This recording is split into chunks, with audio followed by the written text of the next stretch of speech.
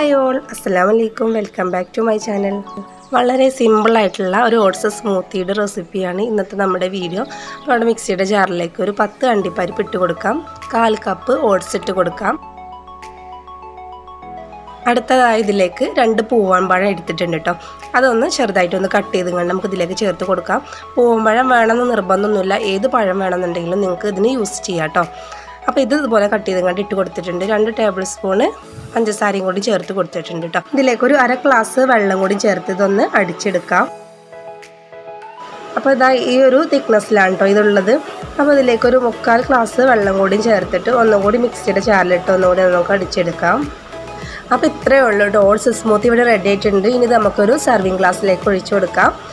അപ്പോൾ വളരെ സിമ്പിളായിട്ടുള്ള ഓട്സ് സ്മൂത്തി എല്ലാവരും ഒന്ന് ട്രൈ ചെയ്ത് നോക്കുക. വീഡിയോ നിങ്ങൾക്ക് ഇഷ്ടമായെന്ന് വിചാരിക്കുന്നു. വീഡിയോ ഇഷ്ടമായാൽ ലൈക്ക് ചെയ്യുക, ഷെയർ ചെയ്യുക. സബ്സ്ക്രൈബ് ചെയ്യാത്ത ഏതെങ്കിലും കൂട്ടുകാരുണ്ടെന്നുണ്ടെങ്കിൽ പ്ലീസ് ഒന്ന് സബ്സ്ക്രൈബ് ചെയ്ത് സപ്പോർട്ട് ചെയ്യണേ.